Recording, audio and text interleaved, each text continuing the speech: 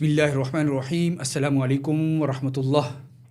Programme داستان زندگی کے ساتھ آپ کا میزبان قاری ذیشان حیدر. سامعین محترم، جیسا کہ آپ ہمارے پروگرام میں مختلف شعبہ زندگی سے تعلق رکھنے والی شخصیات کو سنتے رہتے ہیں، آج پاکستان عوامی تحریک کے پریزیڈنٹ غلام علی خان صاحب ہمارے ساتھ موجود ہیں. ہم ان سے سیاسی، سماجی، معاشی اور مذہبی رویوں پر بات کریں گے. السلام علیکم ورحمۃ اللہ. بہت شکریہ، سب سے پہلے آپ نے ہمیں وقت دیا. خان صاحب، بنیادی طور پر میں پہلا سوال یہ کروں گا کہ پاکستان عوامی تحریک جوائن کرنے کا بنیادی کیا مقصد تھا؟ جی، بسم اللہ الرحمن الرحیم. سب سے پہلے میں قاری صاحب آپ کو اور آپ کے جو چینل ہے ان کی پوری ٹیم کو مبارکباد پیش کرتا ہوں اس چینل کے قیام پر، اور آپ کا شکریہ کہ آپ نے بلایا. تو پاکستان عوامی تحریک جوائن کرنے کے مقاصد آپ نے پوچھا. اصل میں جب سے ہوش سنبھالی ہے تو والد محترم صوفی غلام نبی قاسمی زادی مولوی رحمۃ اللہ علیہ مولا شریف کے خلیفہ تھے. آپ کا طاہر القادری صاحب قبلہ کے ساتھ بہت پیار محبت اللہ شروع سے اسٹارٹ سے ہی اوائل دور سے. تو اسلام آباد میں درس قرآن ہوتے تھے، وہ سننے جایا کرتے تھے، ہمیں بھی وہ ساتھ لے جاتے تھے. تو وہ درس قرآن سنتے تھوڑا ان سے قربت ہوئی. پھر 1989 میں 25 مئی 1989 کو پاکستان عوامی تحریک کی ڈاکٹر طاہر القادری صاحب نے بنیاد رکھی. موچی دروازے میں بہت بڑا جلسہ ہوا ہے اسیسہ انقلاب کانفرنس کے نام سے. اس جلسے میں خود موجود تھا. اچھا، انہوں نے اس وقت آپ کی عمر کیا تھی؟ اس وقت 89 میں بچپن ہی ہوگا، مطلب جوانی تھی. تو مطلب 86 22 سال. اچھا، ہاں، تو یا 23 سال کی طرح ہوگا. تو اس میں جو ڈاکٹر طاہر القادری صاحب نے جو ایجنڈا دیا کہ پاکستان عوامی تحریک بنانے کے مقاصد بتائے، وہ آج دن تک ہم پاکستان عوامی تحریک اسی ویژن کو لے کر، ڈاکٹر صاحب کی اس بات کو لے کر، انہوں نے اس خطاب میں کہا تھا کہ ہم کیونکہ سیاسی جماعت تھی، ایک یا دو الیکشن دیکھیں گے. اگر ان الیکشن کے ذریعے کوئی تبدیلی، کوئی ملک میں بہتری آتی ہو تو پھر ہم اس کو برقرار آگے ادھر رکھیں گے، نہیں تو پھر ہم اپنا راستہ چینج کر لیں گے. کیونکہ بنیادی مقصد یہ تھا کہ قوم کے شعور کو بیدار کرنا. کیونکہ موجودہ جو نظام ہے سرمایہ دارانہ، جاگیردارانہ، یہ نظام غریب عوام کے لیے نہیں ہے. یہ مخصوص طبقات جو 400 خاندان اسمبلی میں موجود ہے، پارلیمنٹ میں، سینٹ میں، یہ ان کے مفادات کے لیے. بنیادی مقصد یہ تھا کہ لوگوں کو شعور دیا جائے کہ اس نظام میں عوام کے لیے کوئی بہتری کی توقع نہیں ہے. اس لیے ان کی کوشش یہ تھی کہ الیکشن کے ذریعے ہم آئیں، اگر عوام ہمیں ووٹ دیں، کامیاب ہو ایک اچھی جگہ جا کے، جہاں پہ اقتدار پہ جا کے، تو اپنے مقصد کی چیزیں جو لانا چاہ رہے ہیں، مطلب جو اسلامی قوانین کو نافذ، حضور مصطفی نظام معاشرے کا قیام، وہ چاہ رہے. لیکن وہ الیکشن آپ کو پتہ ہے پاکستان کا سسٹم جو ہے ایسا کہ وہ اگر ڈاکٹر طاہر القادری صاحب صرف فقط الیکشن جیت کے، الیکشن لڑ کے پارلیمنٹ میں آ کے آنا مقصد ہوتا، اقتدار حاصل کرنا مقصد ہوتا، تو پھر ان کے لیے کوئی مسئلہ نہیں تھا. کیونکہ پاکستان میں اقتدار لینا صرف ایک ڈیل کی بات ہوتی ہے، وہ اقتدار مل جاتا ہے. جس نے دیکھے عمران خان صاحب، شیخ رشید صاحب آپس میں بیٹھے تھے جیو کے پروگرام میں، تو وہ اس کو ٹانگا پارٹی ان کو کہہ رہے تھے. تھا بھی ایسے ہی، مطلب مختصر سے، لیکن ایک دم ان کا ایک ہائپ ملی، اور وہ یہ مطلب یہ چلتا رہتا ہے. اگر ڈاکٹر طاہر القادری صاحب چاہتے ہیں کہ اقتدار فقط ان کو چاہیے، تو وہ کہ ان کو مشرف دور میں اگر آپ دیکھیں تو اس میں انہوں نے 7 نکاتی ایجنڈا جو دیا تھا، جنرل مشرف ریٹائر مرحوم، اللہ ان کو بخشے، اس ایجنڈے کی ہم نے سپورٹ کی تھی. پاکستان عوامی تحریک نے مکمل سپورٹ کی تھی کہ اس ایجنڈے کو نافذ کریں، ہم آپ کے سپورٹ کریں گے. وہ انہوں نے سٹارٹ میں تو چلتے رہے، لیکن بعد میں اس ایجنڈے سے پھر گئے.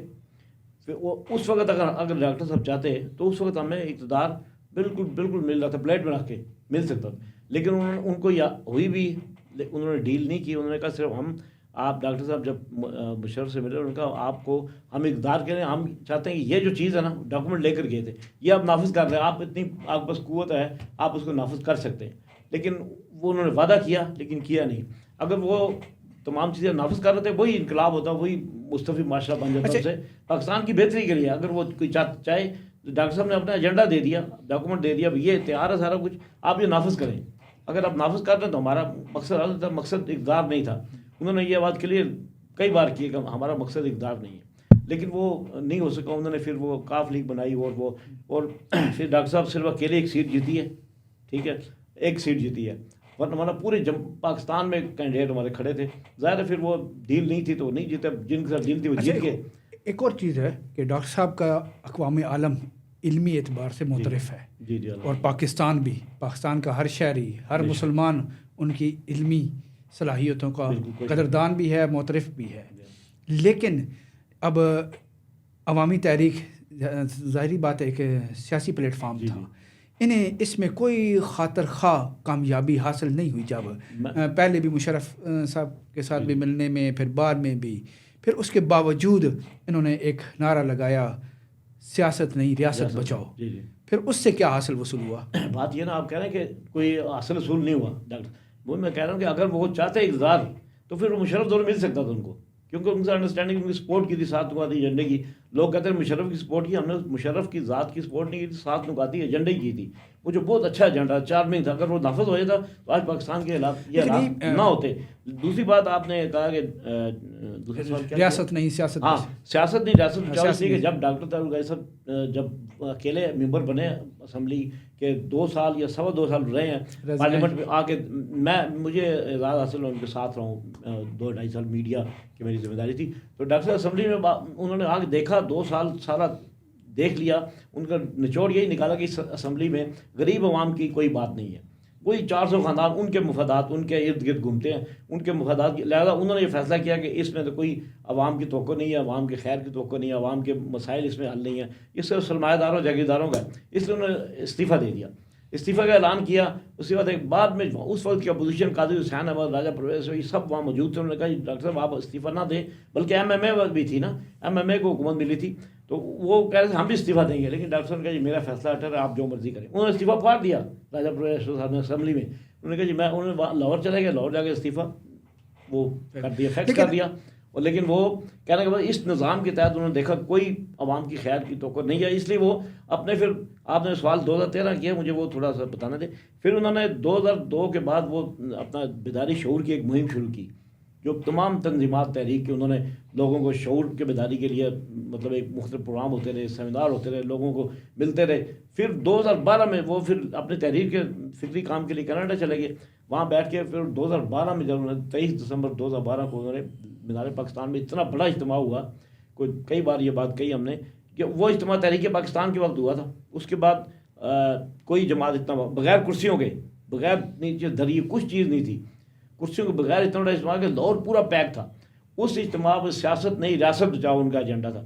بھئی پھر وقت ایسا ہے کہ اس وقت ہمیں اپنی سیاست بچانے کی بجائے ریاست بچانے کی. انہوں نے کہا تھا کہ دہشت گردی اور کرپشن کے خاتمے کے لیے جو نا ادارے اپنا کردار ادا کر. اس وقت پھر یہ جتنے تھے سیاستدان مفاد پرست، انہوں نے کہا یہ جمہوریت ڈیریل کر رہے ہیں.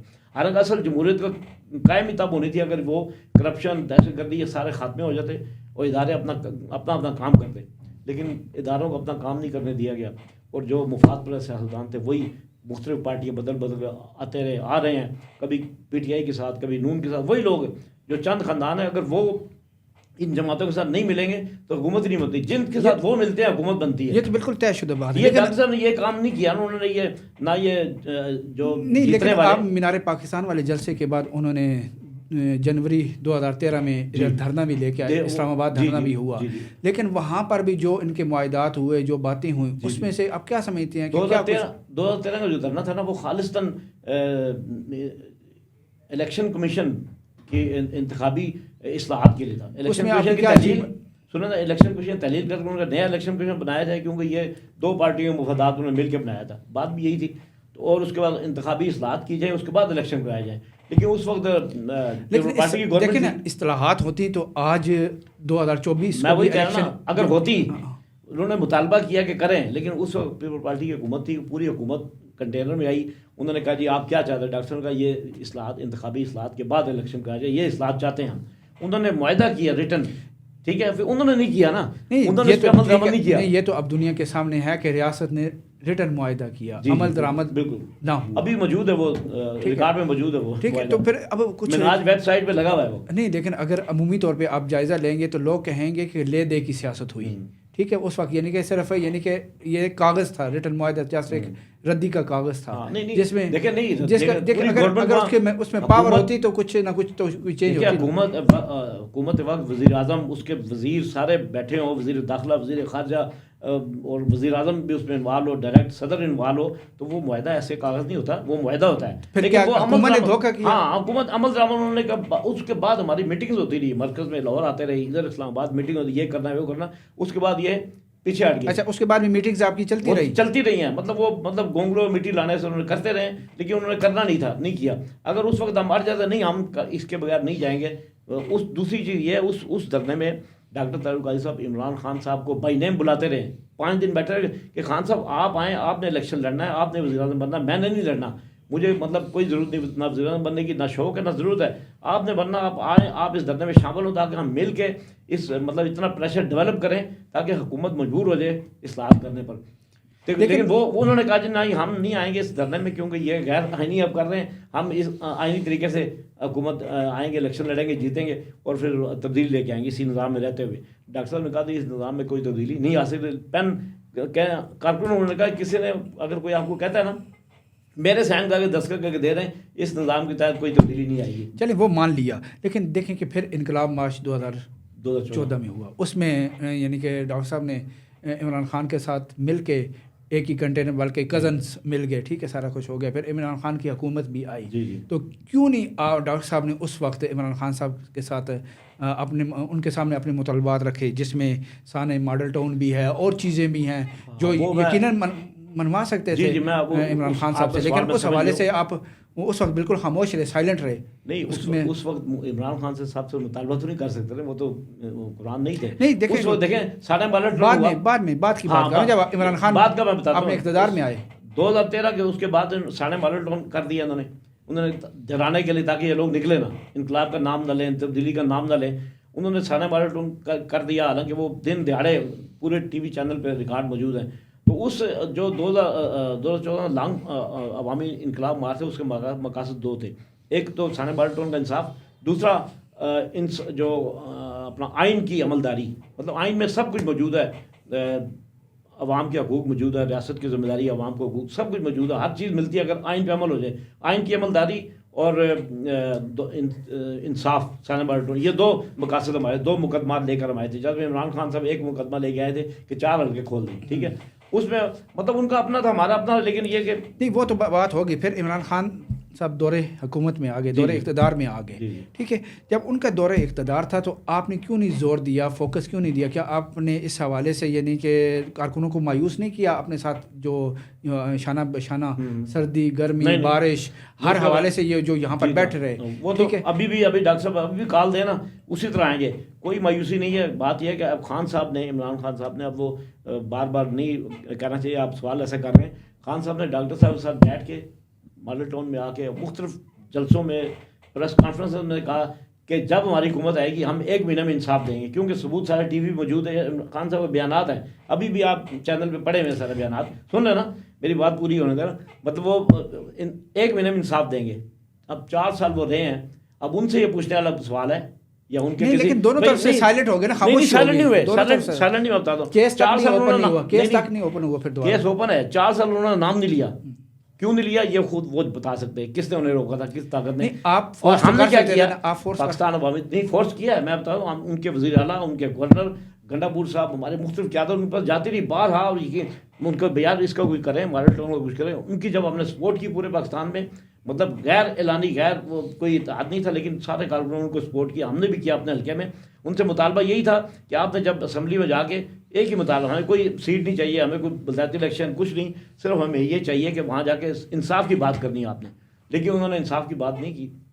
ہم نے جاری رکھا، جب آپ کہہ رہے ہیں نا، ان کو جاتے رہے، ان کو یاد کراتے رہے، لیکن انہوں نے بلکہ الٹا سانا ماڈل ٹاؤن میں جو بڑے آفیسر تھے، جتنے اعلیٰ رینکنگ پہ چلے گئے، ان کو بلکہ ترقیاں دیتے رہے. تو مطلب یہ ان کا. اچھا، آخری سوال میرا یہ ہے کہ اب بھی ایک حکومت قائم ہے، جی، کیا سمجھتے ہیں کہ وہ حکومت موجودہ حکومت تو معاشی طور پر، سماجی طور پر، اقتصادی طور پر، انٹرنیشنلی پاکستان میں یہ تو سر کیا کردار ادا کر رہی ہے؟ اخلاقی طور پہ یہ حکومت قائم رہنے کا جواز ہی نہیں، جس طریقے سے آئے ہیں یہ وہ تو سب کو پتہ ہے.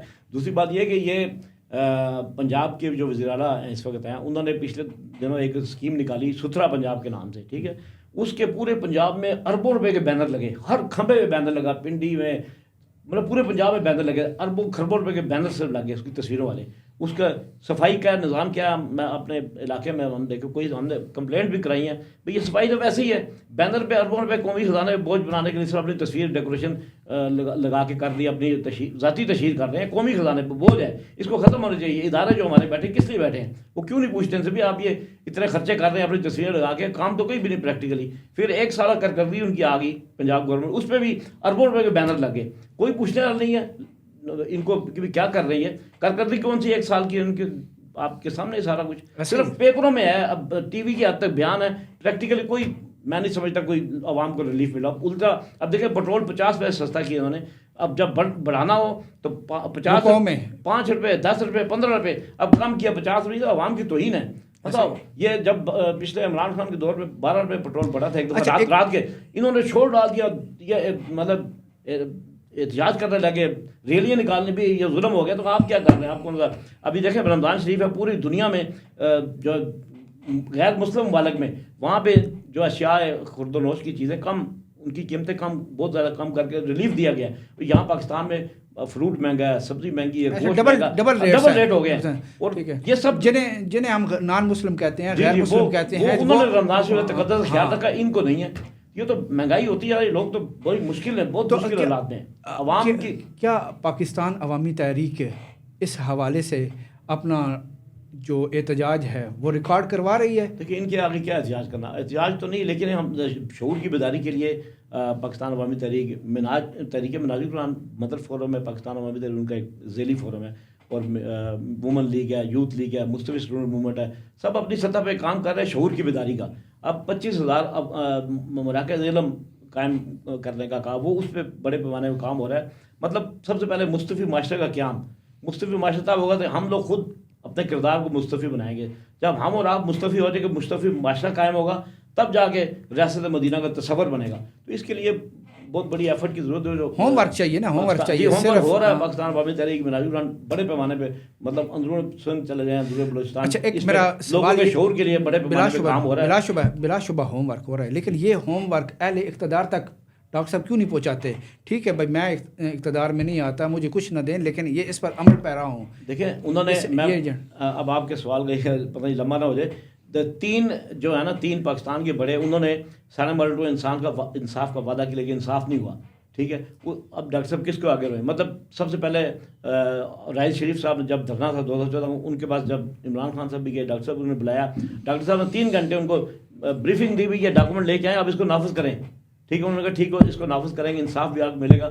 انصاف ماڈل ٹاؤن کا نہیں ہوا، FIR کٹ گئی. اس کے بعد دوسرے بڑے آپ کے چیف جسٹس رہے ہیں، جو کیا نام تھا، جو فنڈنگ بھی کرتے رہے، نثار صاحب، ثاقب نثار.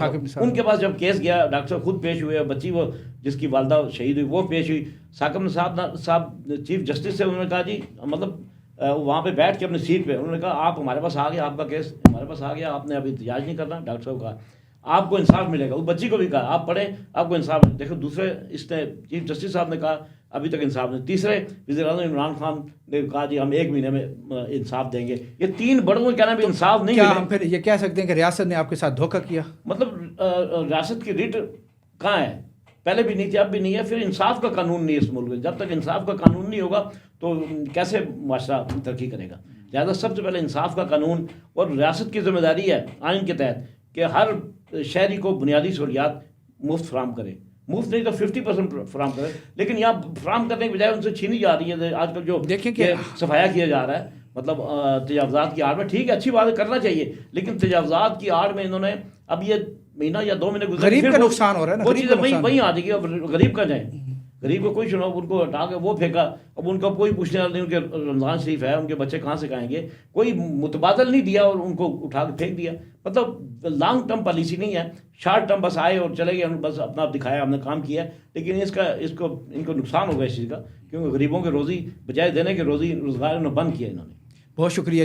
یہ تھے جناب پاکستان عوامی تحریک کے پریزیڈنٹ غلام علی خان صاحب، جنہوں نے سانحہ ماڈل ٹاؤن سے لے کر انقلاب تک، دھرنوں تک، اور پوری ایک مختصراً تصویر کشی کی ہے. ہمارے پروگرام کا وقت اپنے اختتام کو پہنچتا ہے. اجازت دیجیے. اللہ حافظ.